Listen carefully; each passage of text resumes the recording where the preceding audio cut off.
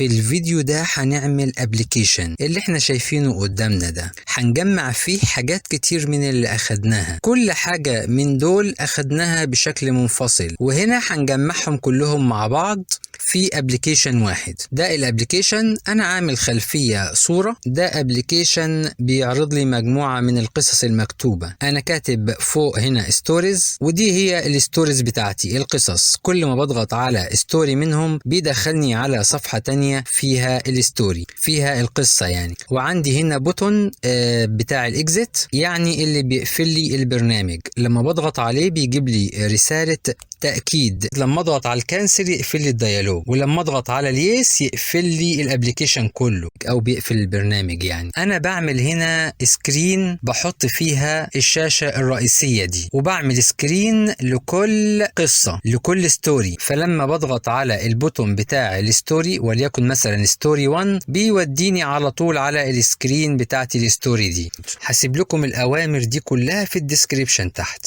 اول حاجة هعمل import للKVMD from kvmd.app import md_app. md_app ده كلاس وظيفته ان هو يعمل لي واجهة فاضية. طيب هنعمل سكرين نحط فيها الواجهة الرئيسية او الشاشة الرئيسية دي. اول حاجة انا هستخدم هنا البيلدر ده بيقرأ من ملفات خارجية او اوامر في نفس الملف. هنا هعمل import للبيلدر، وعشان استخدم البيلدر بكتب builder.load_string وبفتح قوس وبحط 6 كوتيشن مارك، وبحط الاوامر بتاعتي ما بين ال6 كوتيشن مارك دول. عشان اعمل واجهة فاضية بعملها من خلال الاوامر اللي قدامنا دول. بعمل كلاس بسميه اي اسم، وليكن نيم مثلا، وده md_app، يعني ده هيعمل لي واجهة. وبقفل الكلاس تحت بكتب نيم وقوسين فاضيين دوت رن وقوسين فاضيين، وبكتب باس في النص هنا عشان انا لسه ما حطيتش اي اوامر. تعالوا نعمل رن، هنلاقي دي الواجهة بتاعتنا اهو. عايزين نغير مقاس الواجهة دي، ده من خلال اللايبرري اللي اسمها ويندو. هعمل لها import وهكتب window.size 320 و500، يعني العرض 320 والارتفاع 500.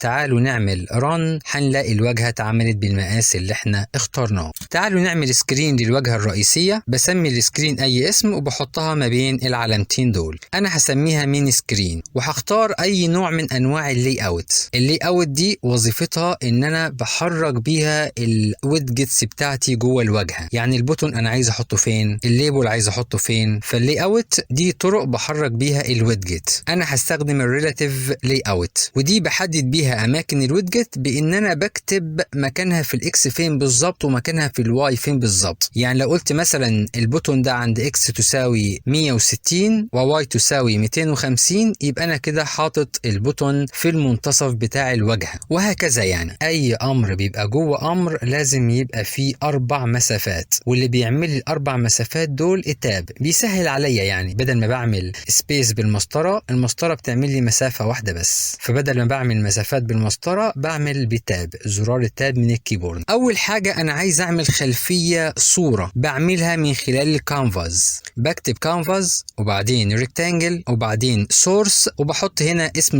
الصورة دي هجيبها واحطها جوه ملفات البرنامج بالشكل ده، وبكتب اسمها في المكان ده زي ما قلنا. الكانفاس ده بيعمل لي اشكال، مستطيل، دايره، خط، وبحدد انا الحجم بتاع الشكل ده. فانا هنا بعمل ريكتانجل وبخليه يملى الواجهه كلها. ازاي؟ بقول له سايز سيلف دوت سايز، يعني الحجم بتاع الريكتانجل ده قد الواجهه كلها، والبوزيشن بتاعه على قد البوزيشن بتاع الواجهه كلها اللي هو بوز سيلف دوت بوز. وباجي للسورس بقول له الايمج دوت جي بي جي، يعني الريكتانجل ده هتبقى الصورة دي ملياه. لو جينا نعمل رن مش هنلاقي في اي حاجة ظاهرة معايا، يعني السكرين ما اتعملتش معايا اصلا. ليه بقى؟ لاني انا لازم اعمل كلاس بنفس اسم السكرين عشان ينفذ السكرين دي. فهعمل كلاس وهسميه بنفس اسم السكرين وهكتب باس. لو عملت رن برضو مش هلاقي حاجة ظهرت. ليه بقى؟ لاني لازم اضيف السكرين دي للسكرين مانجر.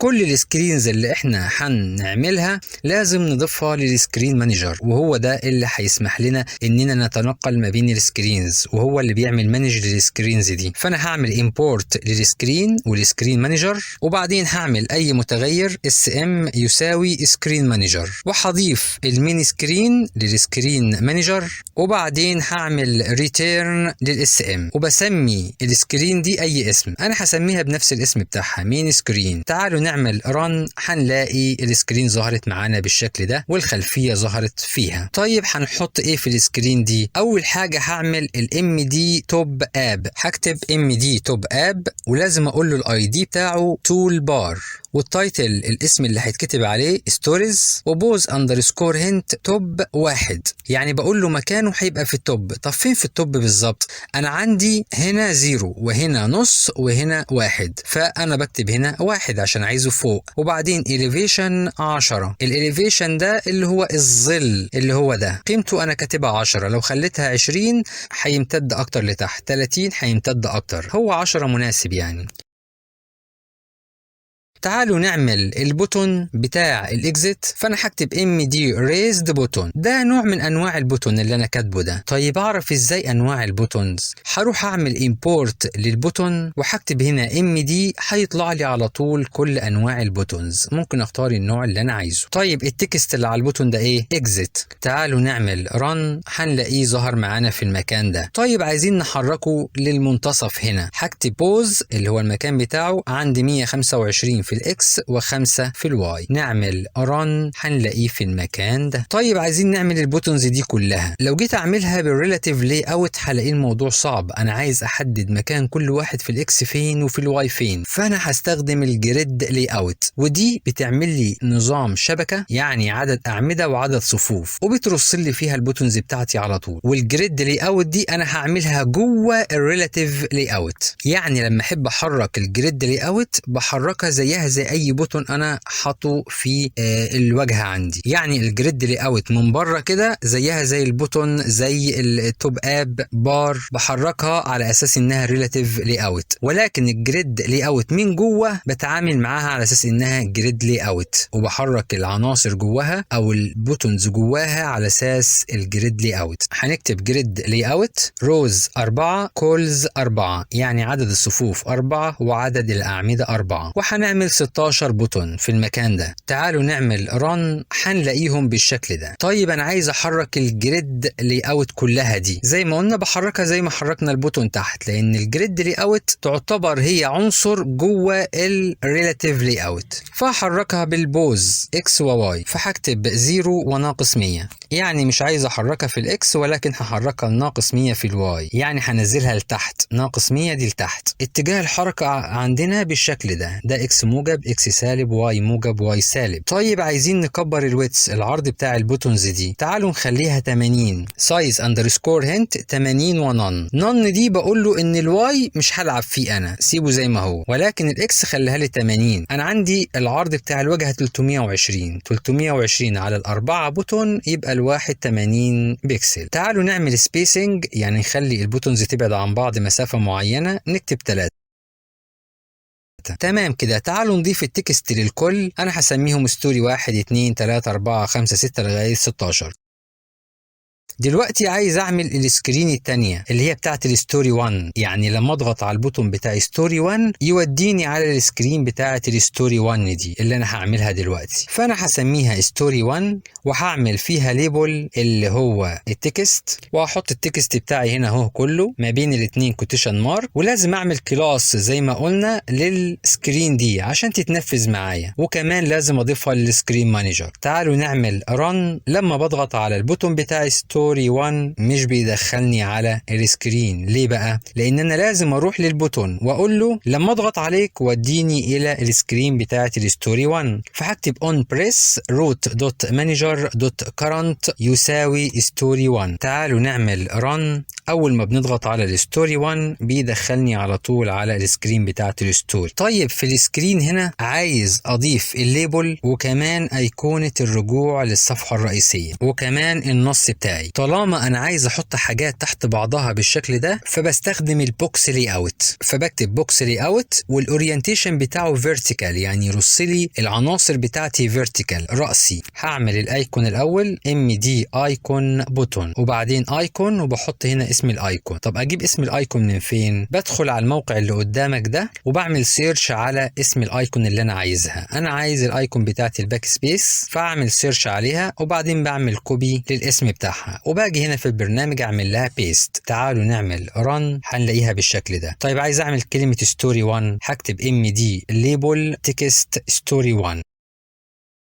طيب عايز احرك كلمة ستوري 1 دي بوز اندرسكور هنت اكس 4/10 واي 9/10. هنا انا بكتب نسب، يعني انا عايز الليبل ده يبقى عند 40% من الاكس وعند 90% من الواي، فبكتب سايز اندرسكور هنت نون ونون. ليه؟ لان البوكس لي اوت لو انا ضايف 3 عناصر بيخليهم ال3 كل واحد فيهم واخد تلت الواجهة، فانا عايز اقول له لا خد حجمك الحقيقي وما تاخدش تلت الواجهة. طيب لما بضغط على الايكون مش بترجعني للصفحة الرئيسية. ليه؟ لان انا ما قلت لهاش لما اضغط عليكي رجعيني للواجهة الرئيسية، فهروح اقول لها on press root.manager.current تساوي مين سكرين، يعني لما اضغط عليك وديني للمين سكرين. تعالوا نجرب. اول ما بضغط على الايكون بترجعني للمين سكرين، وباقي البوتون بنفس الطريقة بعمل سكرين هسميها ستوري 2 وستوري 3 وستوري 4، وكل ستوري من دول لازم اضيفها للسكرين مانجر. يعني ممكن ستوري 1 دي اعمل لها كوبي وبيست على طول واغير اسمها بس اخليها سكرين 2 واغير التكست اللي جواها القصه اللي جواها يعني، وانزل تحت اضيف سكرين 2 للسكرين مانجر. تمام. تعالوا نشوف البوتون بتاع الاكزيت ده. عايز لما اضغط عليه يفتح لي ديالوج، الديالوج ده لما اضغط على الكانسل يقفل لي الديالوج، ولما اضغط على اليس يقفل لي الابلكيشن كله. تمام. هعمل فانكشن تفتح لي الديالوج ده. ماي ديالوج ده اي متغير يساوي ام دي ديالوج وبحط التكست وبحط الاثنين بوتون. ده التكست ودول الاثنين بوتون ودول نوع الاثنين بوتون. انا مختار النوع ده، انت ممكن تختار اي نوع. طالما البوتون كاتبه جوه الكلاس هنا يبقى لازم اضيفه فوق لانك هتلاقي عليه ايرور،